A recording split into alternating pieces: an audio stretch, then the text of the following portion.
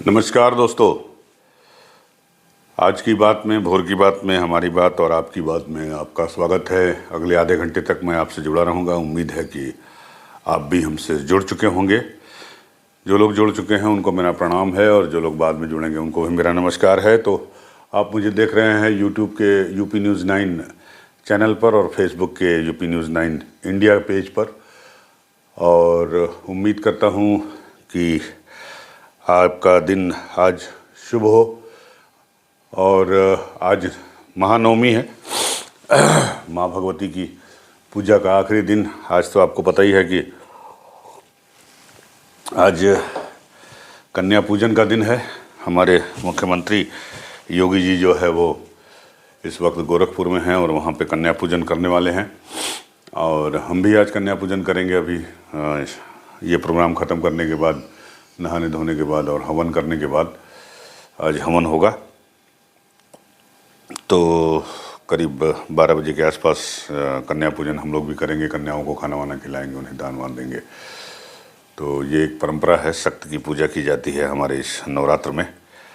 तो उम्मीद है कि आप लोग भी पूजा पाठ में व्यस्त होंगे। जो लोग नहीं कर पाए होंगे या जो लोग नहीं कर रहे होंगे या जो लोग और धर्म से ताल्लुक़ रखते हैं या तारुफ रखते हैं, तो उन्हें भी ये सुनकर ज़रूर अच्छा लगता होगा। तो बहरहाल आप सभी को महानवमी की शुभकामनाएं। और आने वाले पर्व दशहरा, कल दशहरा मनाया जाएगा। दशहरे पर्व की भी आपको ढेर सारी शुभकामनाएं। तो चलिए शुरू करते हैं, और शुरू करते हैं विश्व कप में 20 साल के बाद टीम इंडिया की न्यूजीलैंड पर जीत के साथ। तो कल से ये चर्चा चल रही थी कि क्या होगा, हार्दिक पांड्या नहीं खेल रहे हैं, किसको खेलना चाहिए। और शार्दुल ठाकुर को एक मैच में लाया गया था, तो उनको लेके, उनके परफॉर्मेंस को लेके जो है थोड़ी बहुत टीका टिप्पणी चल रही थी। तो हुआ कल बहुत सारे लोगों ने ये डिमांड की, सोशल मीडिया पे ये चल रहा था कि शमी को खिलाना चाहिए उनकी जगह, शार्दुल ठाकुर की जगह, और इनको भी लाना चाहिए, सूर्य कुमार यादव को। तो मुझे खुशी है कि इसके बारे में मैंने भी लिखा था सोशल मीडिया पे कि मेरे ख्याल से बेहतर ऑप्शन होगा कि हम सूर्य कुमार यादव और शमी को टीम 11 में खिलाएं आज के मैच में, न्यूजीलैंड के साथ जो मैच था कल, जिसमें हमारी टीम ने जीत हासिल की।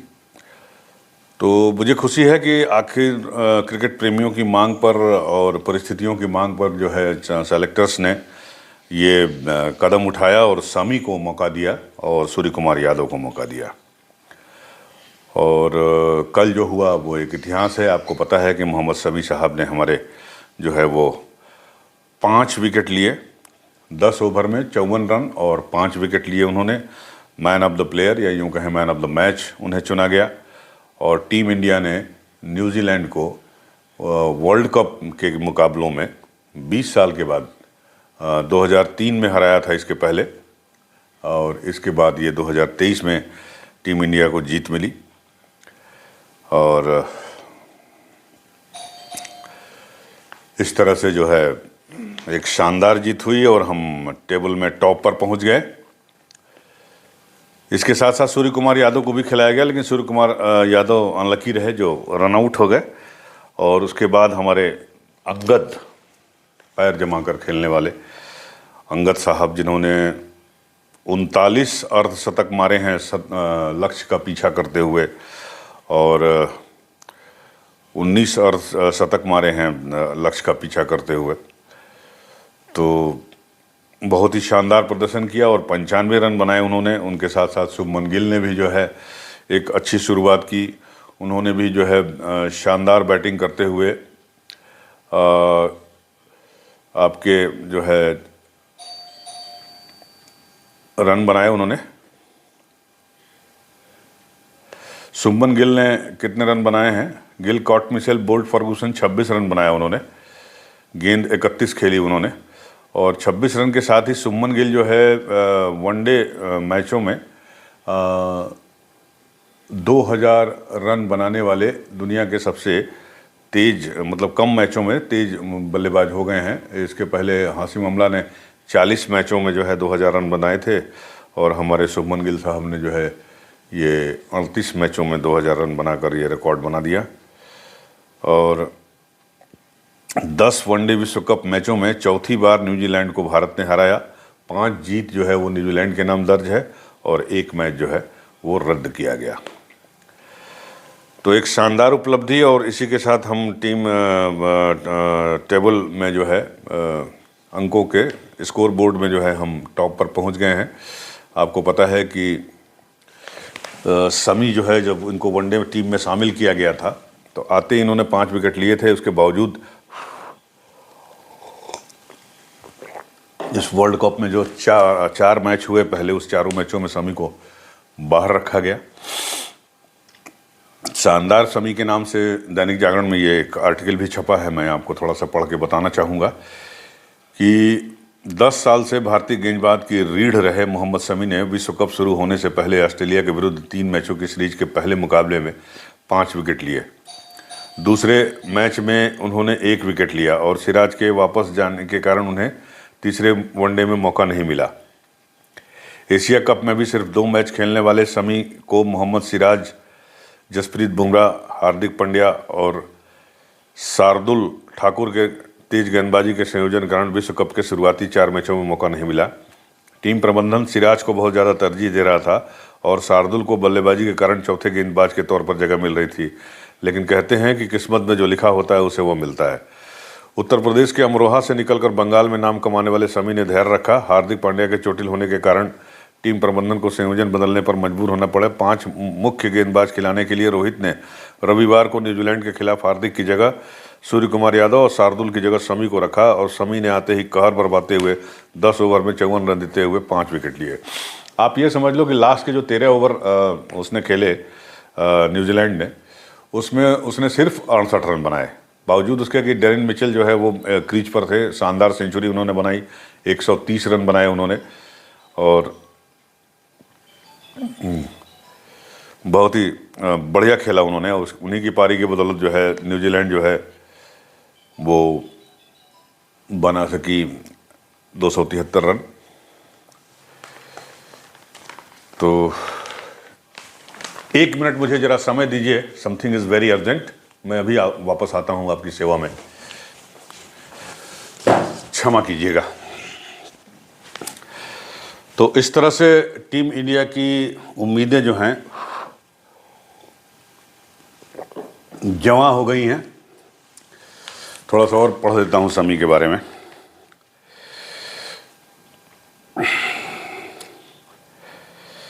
तीसरी बार 5 विकेट इन्होंने लिया। उन्होंने वनडे विश्व कप में किसी पारी में दूसरी और ओवरऑल तीसरी बार 5 विकेट लिए हैं। कभी भारत के तुरुप के इक्के रहे शमी ने पिछले 2 साल में 16 वनडे खेले हैं, जबकि 2019 में वनडे पदार्पण करने वाले सिराज ने पिछले 2 साल में 34 वनडे खेले हैं।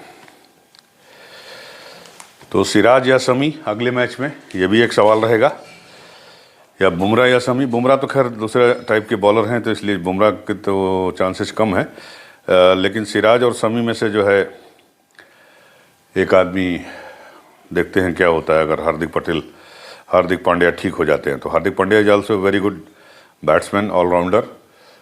और आपको पता है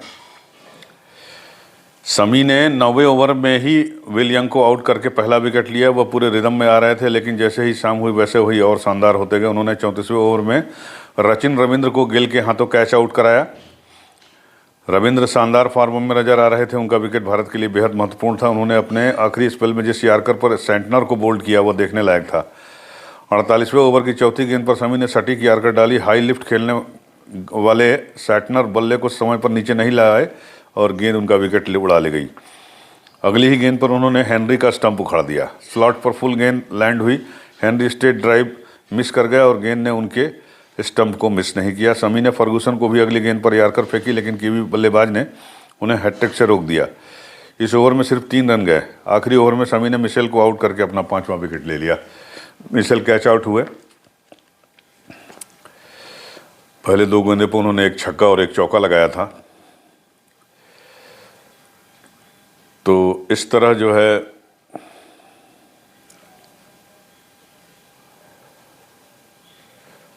ये मैच ख़त्म हुआ। आज जो मैच है आपको पता ही है कि वो मुकाबला है अफ़गानिस्तान के ख़िलाफ़ पाकिस्तान का। तो अफ़गानिस्तान एक उलटफेर कर चुका है। तो आपको पता है कि पाकिस्तान को अगर विश्व कप में अपने अभियान को वापस पटरी पर लाना है तो उसे चेपक की धीमी गति के गेंदबाजों के लिए अनुकूल मानी जा रही पिच पर सोमवार को होने वाले मैच में अफगानिस्तान के स्पिनरों को बेहद सतर्कता के साथ खेलना होगा। 3 स्पिनर हैं अफगानिस्तान के, बहुत बढ़िया। वही गत चैंपियन इंग्लैंड को हराने वाली अफगानिस्तान की नज़रें एक और उलटफेर करने पर टिकी होंगी। पाकिस्तान के बल्लेबाज अभी तक स्पिनरों के सामने अच्छा प्रदर्शन नहीं कर पाए हैं, जो उसके लिए चिंता का विषय है। यहां तक कि बेंगलुरु की बल्लेबाजी के लिए अनुकूल मानी जा रही पिच पर ऑस्ट्रेलिया के लेग स्पिनर एडम जंपा के सामने पाकिस्तान के बल्लेबाज जूझ रहे थे। अफगानिस्तान का स्पिन विभाग बेहद मजबूत है, जिसमें राशिद खान, मोहम्मद नबी और मुजीबुर रहमान जैसे स्पिनर शामिल हैं। आपने देखा होगा कि मुजीबुर राशिद और इसकी तिकड़ी ने जो है पिछले मैच में काफ़ी अच्छा खेला था, जिसमें इन्होंने पूर्व चैंपियन इंग्लैंड को हरा दिया था।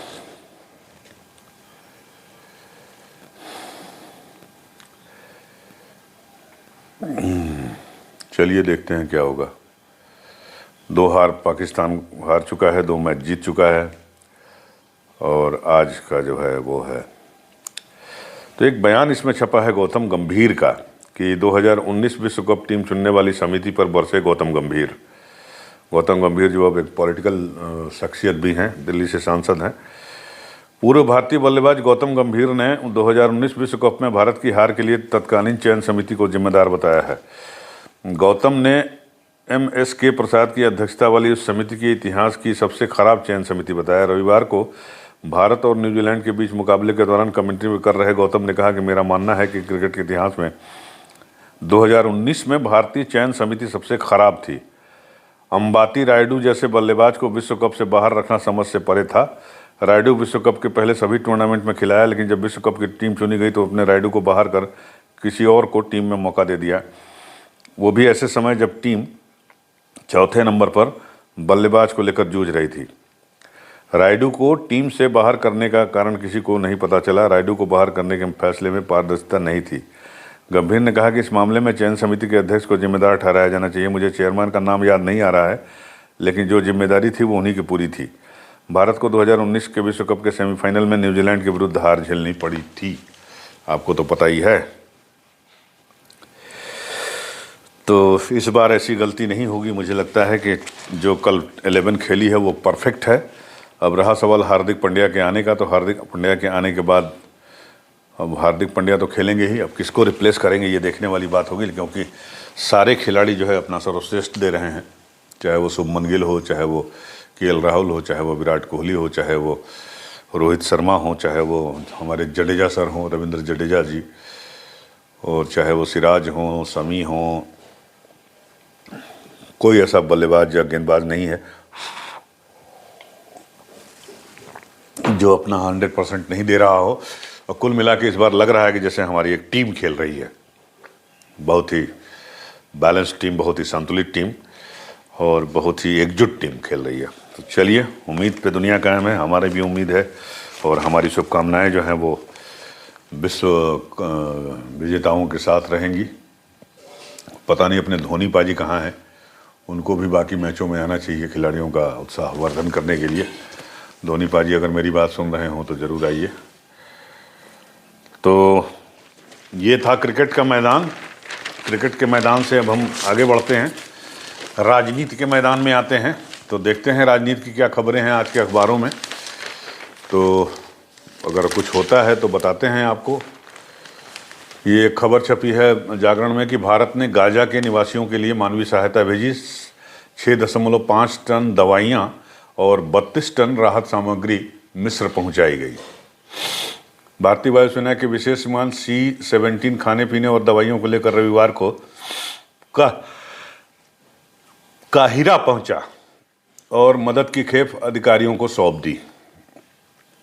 इधर गाजा, वेस्ट बैंक, सीरिया पर इजरायल की बमबारी जारी है।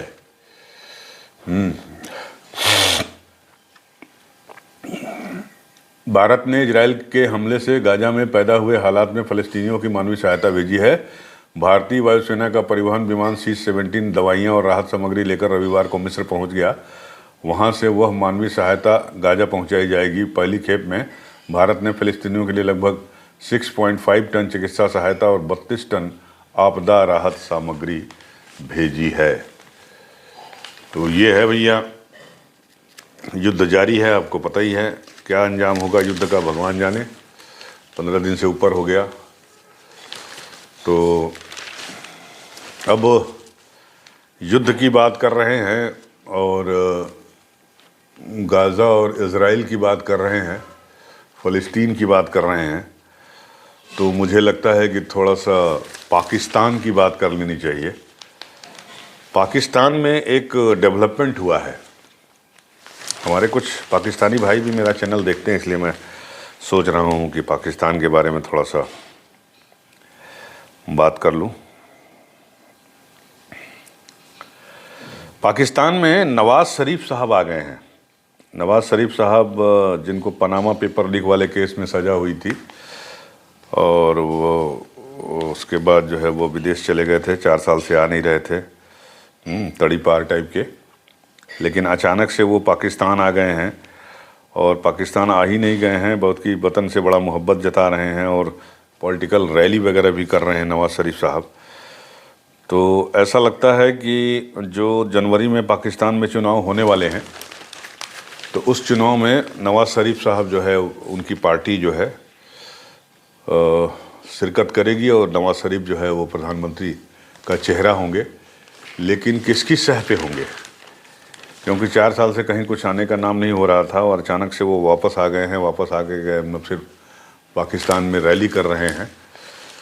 तो जाहिर सी बात है कि किसी की सह पर आए हैं और वो सह है पाकिस्तानी सेना की, जिनका कि पाकिस्तान की राजनीति में अच्छा खासा दखल है, आपको पता ही है। और दूसरे जो उम्मीदवार हैं, इमरान खान अपने तहरीक इंसाफ पार्टी जिनकी है, जिनकी सरकार थी हवाई और हाई कोर्ट से उनको जो है उनको कोर्ट से सज़ा मिली, हालांकि हाई कोर्ट से जो है कन्विक्शन पर रोक है, तो लिहाजा वो भी चुनाव लड़ सकते हैं। तो उनको रोकने के लिए ऐसा कहा जा रहा है, ये मेरा निजी मत नहीं है, ऐसा अखबारों में छपा है।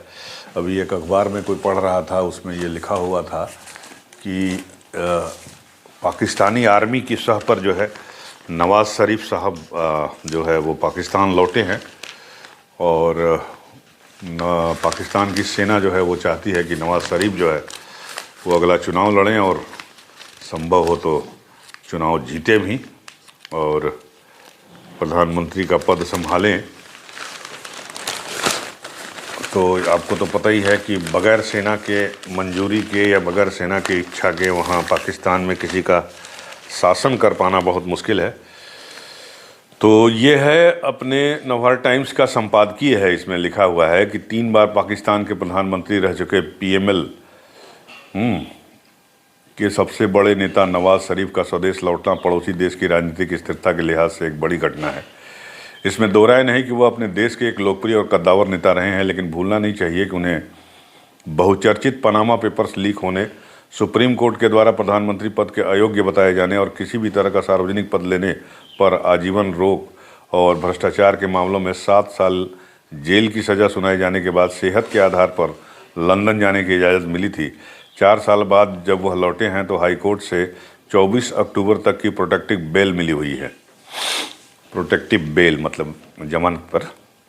इस बीच वह अदालत में हाजिर होंगे और माना जा रहा है कि उन्हें राहत भी मिल जाएगी। इस तरह की उम्मीदों का आधार ये धारणा है कि उनकी वापसी की योजना को पाकिस्तानी फ़ौज की मंजूरी मिली हुई है।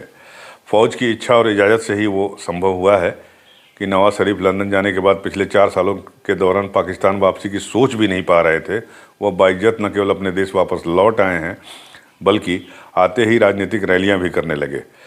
जनवरी के आखिर में ही वहां चुनाव होने हैं और लोकप्रियता में सबसे आगे चल रहे PTI यानी पाकिस्तान तहरीक इंसाफ, ऐसा कुछ नाम है उनके पार्टी का, इमरान खान साहब के, या पीपुल्स तहरीक इंसाफ ऐसा कुछ होगा, के नेता और पूर्व प्रधानमंत्री इमरान खान भी इसमें शामिल होंगे। फौज से बढ़ते मतभेदों के बाद पद छोड़ने को मजबूर हुए इमरान खान को भ्रष्टाचार के मामलों में जेल भी हो गई, लेकिन इस्लामाबाद कोर्ट ने उनके कन्विक्शन पर स्टे दे दिया, जिसके बाद उनके चुनाव लड़ने का रास्ता साफ हो गया है इमरान खान का। जाहिर है ऐसे में इमरान खान की चुनावी जीत की संभावना समाप्त करना न केवल उनके राजनीतिक प्रतिद्वंदियों के लिए बल्कि पाकिस्तानी फौज के लिए भी जरूरी है। साफ है कि एक समय में जिस नवाज शरीफ की लोकप्रियता पाकिस्तानी फौज की आंखों में चुभने लगी थी, वही नवाज शरीफ आज उसे इमरान खान को रास्ते से हटाने का जरिया बनते दिख रहे हैं। ये हो पाएगा या नहीं, यह तो चुनाव के नतीजे आने के बाद साफ होगा, लेकिन फिलहाल नवाज शरीफ की वापसी ने वहां के चुनावी मुकाबले को दिलचस्प जरूर बना दिया है। हालांकि चुनावी हार जीत से ज़्यादा बड़ा सवाल ये है कि क्या चुनाव से जीत कर आया नेतृत्व जो होगा, यानी जो प्रधानमंत्री बनेगा, पाकिस्तान को आर्थिक संकट के दलदल से निकाल पाएगा, और क्या वहाँ लोकतंत्र की जड़ें मजबूत हो पाएंगी या उन जड़ों को मजबूती मिल पाएगी। पहले सवाल का जवाब कथनी से नहीं, सत्तारूढ़ होने वाले नेता की करनी से मिलेगा। यानी आर्थिक मोर्चे पर जो सफलता हासिल करेगा उसको तो काम करना पड़ेगा भाई। जहाँ दूसरे सवाल की बात है लोकतंत्र बहाली की, तो जब तक अपनी मर्जी से नेताओं को सत्ता हटाने और उन्हें वापस लाकर सत्ता में बिठाने का पाकिस्तानी फौज का खेल चलता रहेगा, तब तक इस मोर्चे पर यानी लोकतंत्र बहाली के मोर्चे पर कोई उम्मीद नहीं की जा सकती। ये नवभारत टाइम्स की संपादकीय है सोमवार 23 अक्टूबर 2023 का। तो मुझे थोड़ा सा अच्छा लगा, मुझे लगा कि इंटरेस्टिंग है, इसलिए मैंने आपके साथ इसको शेयर किया। तो ये है, चुनाव की बात हो रही थी, पाकिस्तान की चुनाव की बात कर लें थोड़ा सा एमपी की। और एमपी में आपको पता ही है कि 33 उम्मीदवार जो है समाजवादी पार्टी ने उतार दिए हैं, और एमपी में सीट शेयरिंग को लेकर अभी समाजवादी पार्टी और कांग्रेस में तल्खियाँ चल रही थी, लेकिन बताया जाता है कि राहुल गांधी का फ़ोन जो है वो या मैसेज इनको मिल गया अखिलेश यादव को, तो फॉर द टाइम बीइंग वो मामला तो ख़त्म बताया जा रहा है। लेकिन एक नदीम भाई है अपने नवभारत टाइम्स में, बड़े ही सीनियर जर्नलिस्ट हैं, तो और इसके संपादक हैं नवभारत टाइम्स लखनऊ के।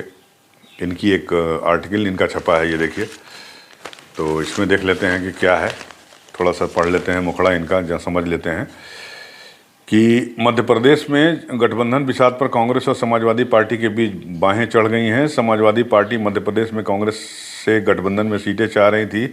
शुरुआत में 6 सीटों पर बात बनती भी दिख रही थी, लेकिन बाद में बात बिगड़ गई और अखिलेश यादव ने सार्वजनिक रूप से कांग्रेस की लानत मलानत करने में कोई गुरेज नहीं दिखाया। उन्होंने कहा कि अगर हमें पता होता कि इंडिया गठबंधन विधानसभा स्तर पर नहीं है तो हमारे नेता मध्य प्रदेश विधानसभा चुनाव को लेकर कांग्रेस के नेताओं से नहीं मिलते और हम उनके फ़ोन भी नहीं उठाते। ये आप सुन चुके होंगे। लेकिन अब दिक्कत होगी उत्तर प्रदेश में।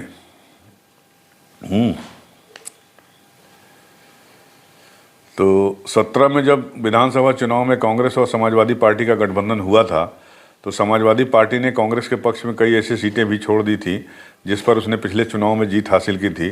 प्रशांत किशोर उस चुनाव के रणनीतिकार थे, लेकिन समाजवादी पार्टी को फायदा होने के बजाय नुकसान हुआ।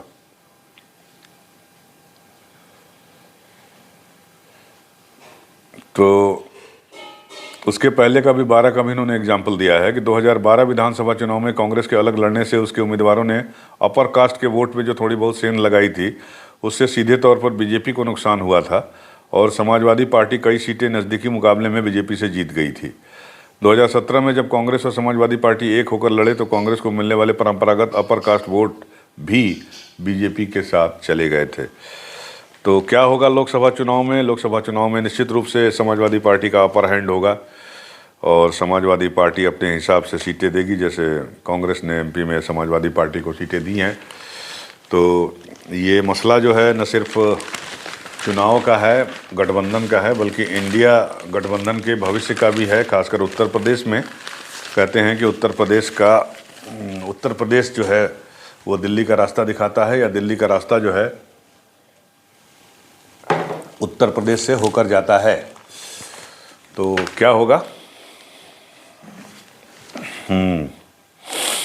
अभी अमर उजाला पेपर आ गया मेरे हाथ में, तो इसमें एक अच्छी खबर छपी है, मैं सोचता हूँ आपके साथ शेयर कर लूँ। और ईवी खरीद पर छूट 1 साल बढ़ेगी। इलेक्ट्रॉनिक व्हीकल पे खरीदने पर हमारे यहाँ उत्तर प्रदेश में हमारे मुख्यमंत्री योगी आदित्यनाथ ने जो है वो इलेक्ट्रॉनिक वाहनों पर सब्सिडी दी है।